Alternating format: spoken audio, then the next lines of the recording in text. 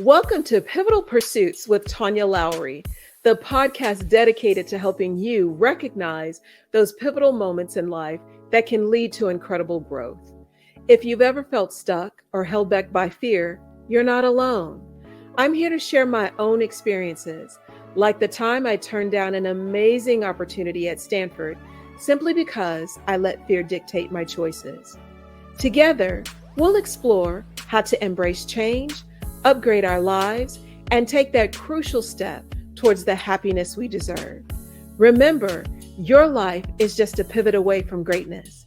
So if you're ready to unlock your potential and live the life you truly want, let's dive in. Hello, everyone, and welcome back to the Pivotal Pursuits podcast, where we dive into life's big transitions. Today, we're tackling a topic that so many of us face at some point in our lives, the decision to make a career or life move. And whether you're considering a new job, a different role, or even a complete pivot, it's a huge step. So today, I am so delighted to have a wonderful guest with me, Carol, who is going to help us break down the essential steps to consider before taking that leap. So without further ado, let me introduce y'all to Carol. Carol, welcome to Pivotal Pursuits. Thank you so much, Tanya. It's so good to see you and be here joining you in this endeavor here. So thank you for that introduction. And I'm very excited to talk about these steps because I think it's important to make sure you've got all the information before making big decisions. All right, grab your phone or a piece of paper because we're going to do a little bit of a self-reflection. To start this journey, it's crucial to understand what's motivating you in your current role and where you might want to go next. So what I'm going to do is I'm going to ask a few questions. I really want you to be honest with yourself and think about that. And then really kind of write down this answer for yourself. So Carol, when thinking about your job, it's important really to think about and identify what you look forward to each day. So here's the first question. What do you look forward to each day when you commute to work? So thank you for that question, because looking back on that role, the great thing about that role was it was never the same job. You never knew what you were walking into. And the bad thing about that role was it was never the same job and you never knew what you were walking into. Okay. So every day was a kind of an opportunity as I got ready and walked in for something really amazing to happen. Okay. It was just a great day and we were moving and grooving along and everything was going great. Or it could be that it was a great day to overcome something, challenge accepted, right? So, and I was able to move beyond that, look for solutions and collaborate with others to make sure that everything went off seamlessly for the president. How it helped really kind of frames your readiness for change? Thank you. That's a great question because I think we all have to ask ourselves that. And if we're honest, I think most of us say we're not ready for change and we don't want change. And I believe firmly that if you want to grow in your career, if you want to be recognized as one of the staples that we could not do without, you have to embrace the change. You have to welcome the change. You have to smile at the change because it's always going to happen, especially in the field of higher education that we're in now, with the challenges we're facing nationwide with enrollments and so forth. I think we have to adapt as an institution, as a culture, a higher education culture, to swing this around. So I think that the first thing to being successful and to being open to opportunities that you really normally would be shut off to is embracing that change. Okay. And just asking yourself, how can I change to be flexible and successful in this role? And so then the next question is to think about, why did you stay in your current role, or why do you stay at the organization? Good question. Good question. And sometimes I think maybe you're trying at the time to move out of that rut, but you never leave before you have a replacement, right? So sometimes it's just not happening. You know, when I was looking to relocate back to California, there were offers, but they were not the ones that I wanted. And I'm not moving for something that that doesn't check off all my check boxes on my list. Because I sat down with myself to look at what was important professionally and personally. And those boxes had to be checked because I wasn't going to make an almost 900-mile move, without making sure that those things were solid. So I think that sometimes, that's it's opportunity. It's not time yet. And my faith plays a large role in my decision making. So, that would have been making in prayer and just sitting in prayer and then knowing that that was not what was going to fulfill me.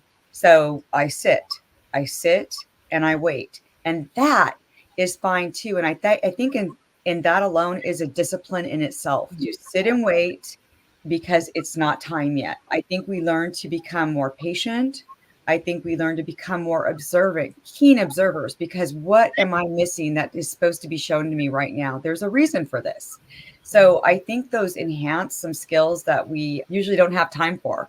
And I think that's the whole irony of it, right? We don't have time to sit and be patient. So I think you're going to learn it one way or another. So I think that is very helpful. And that's a skill in itself to sit and wait. And then sometimes I think there's the most tragic one of all is that you're fearful and you feel comfortable. Never stay in a place because of fear. That is crippling. That eats away at you as a woman personally and professionally. I think there is no harm in getting your resume out there and doing some practice interviews. That's the best way to build yourself up with confidence and seeing how you might rank against what the competition is out there, right? Sure. So I think that's a great skill to continue to have. We are no longer in the era where people stay 25 years at a job, get a clock, and retire for a pension, right? We are seeing these pensions go away right before our eyes, and people will move. College enrollment is even looking at that we do not just recruit and retain people, we recruit and re-recruit, because students now have no problem picking up sophomore year and going right over to another school that's promising them something better. So it is very much about being versatile and mobile in this age, because they're going to go where the better offer is. And we should be likewise and not putting up guards against ourselves thinking it's too much of a hassle. No, you know what? It's not. To go where you're going to be fed. Right. When was the last time you thought about leaving that, position that you were in, and what prompted it? And so I think that that's important, because that can help a person, in my opinion, fine tune, what it is that they might be looking for. What are your thoughts on that? That's a really good question and insight to reflect on. I know with me, that position, I took it because of the great experience that it provided for me. There was so much I learned in that role that I will treasure forever. And I'm using it in this current role as well. However, things changed. I had a situation where with family that I needed to return back home because of health. And so I had to start looking for something that was going to bring me closer back to my home base. And knowing that, I started looking, and I will totally be transparent. It took 1 full year until that offer came that I knew I was going to be able to take, do, and excel in and be happy.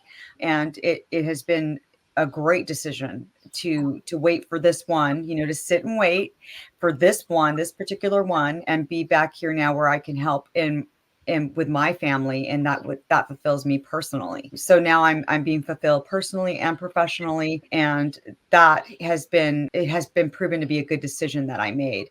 So that was why I was prompted, though, to really start considering another opportunity. So one of the other things that I think about, Carol, is whatever position that you're in, what could be done to help make that job or that particular position better for you? And I think that also will help drive a decision on whether or not you stay or whether or not you choose to go ahead and move. What are your thoughts on that? Absolutely. That is a great point to bring up. I'm glad you did, because there were options that, I had in my former position, and I had asked at one point about tuition remission.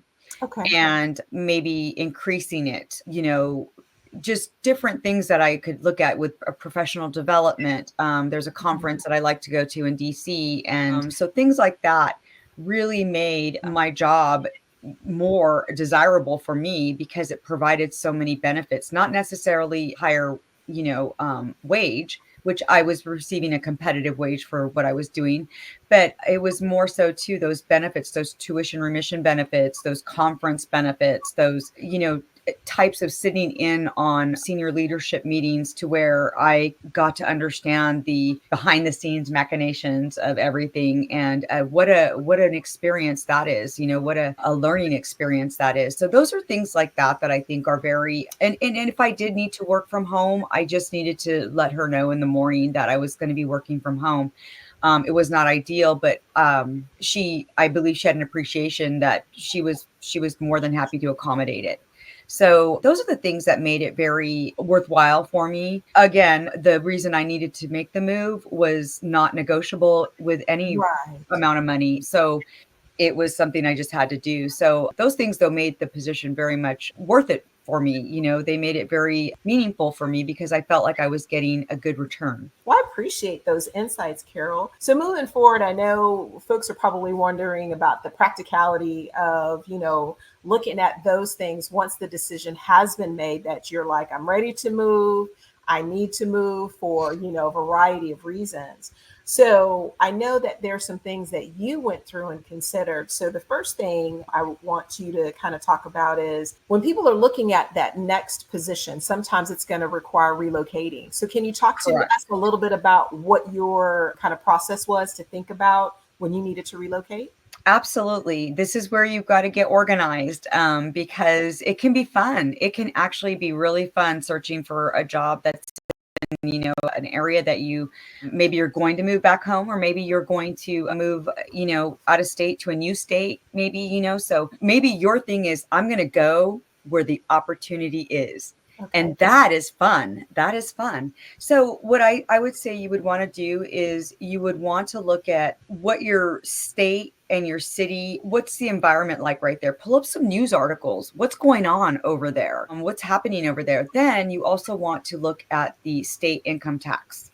You want to see, for example, it took Massachusetts out of the race because of their 32% state income tax. Okay. So believe it or not, they're higher than California. So yes. So it took that out of the equation. So you want to look at those things, right? Because you may say, oh, that's a great job, great pay, but the income tax could totally eat it, what you thought you were going to be getting. So you want to look at that. You want to look at medical care. You want to look at facilities out there that, when you're looking at jobs, what kind of benefits do they offer? And so you can see where you're going to be going into. You also want to look at housing. Okay. I would use Redfin, Zillow, and pull up just to see what the housing markets are, the property taxes, what rents went for, because I would not advise you just buy a home when you move over there. I would advise that you rent first. And then if you want to stay, you want to plant some roots down there, then you would buy. But you want to make sure all those things are green flags before you get there. Because then you can decide that, oh, I made a poor decision. Again, like I mentioned, my faith is very paramount to me. So I wanted to see what churches were there, what were they doing? Not only did I look up the churches and see, okay, they exist there. What were their mission statements? What's their community involvement? Are they putting their money where their mouth is? Are they walking the talk? So I can join something like that and be part of it. That's going to also help stabilize me. So you want to look at all those things: fitness, lifestyle. Do they have a lot of outdoor quality of life recreational facilities? Do they have where I could take my dogs? And then you want to look at also, in this day and age, I don't think many people would say that politics don't matter to them. You want to look at, if you're blue, you want to look at maybe where's blue. If you're kind of like not that concerned, maybe you want to look at a purple state, because that's going to be fine. Or if you're red, you're deeply red, you want to look at maybe what's red. Sure. And so you want to take those things into consideration and make your checklist. You want to see that those things all mark off, because that's where you're going to be. And you have to be happy where you live in your community as well as where you're working. So I think those are the things that are very important. What are gas prices over there? Sure.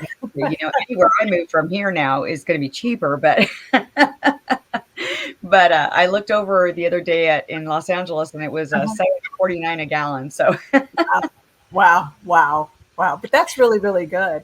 I think the other piece to think about, aside from just looking at the community that you're going to be moving to, because of course we know relocating, there's a lot that goes to it, other than just picking up the U-Haul or the moving truck and getting there. Absolutely. But thinking Absolutely. about that financial impact, I think is kind of also what I heard you say as well. So those moving costs, thinking Right. about, Right. what is So it you going want to to take see to get there? if they're going to negotiate your now that was a hard draw for me. They had to offer relocation assistance. Okay. That was on my checklist. If they didn't offer that, then I was not making that move. I was not paying to relocate to work at the job that supposedly they wanted me to be at. Sure. So you've got to put those things on there. And I know if they do want you, they will pay for your relocation or reimburse you. So you have to be open to both options, or maybe you're not. Maybe you can't do it without upfront advance payment. So then you have to make sure that that is something that's on your checklist as well. So, in looking at the relocation, looking at the financial impact for the move, and thinking about, what your relocation package would be as well, then also considering your timeline, would you say that that's also a good opportunity to kind of look at when you want to move and then making sure that you can stick to that timeline? Absolutely. And both when I moved out to Texas and when I moved back to California, I told them both that I could start 4 weeks post date of signed offer letter. Okay. So, and I think everybody appreciates, now depending on what your role is, because your role may require you to give 6 months. Your role may require, so I know that in my role, it's 2 weeks is standard. So that's, I didn't burn a bridge, I didn't upset anybody. And then 2 weeks for me to relocate. Also to help myself when I was starting the search, I already ordered my boxes. I already had a lot of staples, tape, markers, packing material, so I wasn't just starting right then when I got the offer letter and then the stopwatch started, right? I knew my ultimate intention was to move. So I had some of my materials there. But I think 4 weeks is very doable if your timeline for your letting them know that your resignation date is 2 weeks. Okay. If it's not, then you've got to alter that. But I think 2 weeks is plenty of time to relocate. Okay. Okay. That's good. That's good. So, as you know, periodically there are some people that think about, yeah, I'd like to make that move. I don't know if I'm going to because I'm just stuck in that rut or I'm scared. And so you start thinking about, for folks that are in that, because I've definitely been in that place, what causes these, folks to hesitate. And so some of the things that I've seen, and of course, I would love your, take on this as well, is some people are, like you said earlier, they're afraid to take that leap of faith. Some people say, I really want to take that leap of faith, but my resume is not up to speed. Some people say, I don't even know where I'm supposed to look to find a new job. Like, that's hard as well. So any kind of insights that you would share on maybe where to look for positions, or to think about maybe getting some templates that may help somebody get their resume up to speed? Absolutely. Now you can look on I think Microsoft Word, when you open a Word doc, it can give you business, personal, all kinds of different options to select from. If you go into business, the resume templates that they have are phenomenal. There's so many. You really want to keep it as straightforward as possible, 2 pages max. But there's recruiters out there that I think, there's executive assistant agencies, there's different agencies you can go to. You just really need to vet them very carefully, because the more I was on, for example, Indeed or LinkedIn or a Glassdoor, there were ads for employment that were not on the up and up. They were, to me, they seemed very much like scams, and I stepped away from them. One of them was a remote job that paid an enormous salary, and they did an interview in a text message type of way and offered me the position about an hour later. So, yeah. Red flags. Yes. I appreciate that template, especially about like the resume, and that tip about like being able to vet those particular entities when you're looking for jobs. Some that I will share as well is Sam Struan. You can Google him, and last name is Struan, Struan, first name Sam. He offers some free templates on how to be able to create your resume. Along, like you said, you can utilize Microsoft Word. There's another piece of that we were going to get to, but the AI, being able to use ChatGPT, because you can go in and set in a prompt, and it can help to create either a cover letter or a resume for you. But I also warn with AI, though, is that you need to know how to go drill down into AI. You don't, not just so much a machine learning part, because one, your resume will look like a lot of others that used AI, and then it'll basically tell on you that you did that. And AI will confidently give you an incorrect answer. So unless you really know what the formal method is that you're trying to do or trying to say, or the message you're trying to convey in that, be leery, because it's still in a very new stages. So I would say you want to just make sure that you're using a little bit of caution with that too. Okay, no, I appreciate that as well. One of the other options is to use Fiverr, and it's a freelance entity where you can go online, connect with somebody that happens to be a resume writer, and then you can, based on your budget, determine who you want to work with. And then when talking about where do I go to find jobs, some of the ones that I will share, and Carol, feel free to jump in as well, is like looking at higheredjobs.com, looking at the placementexchange.org. Correct.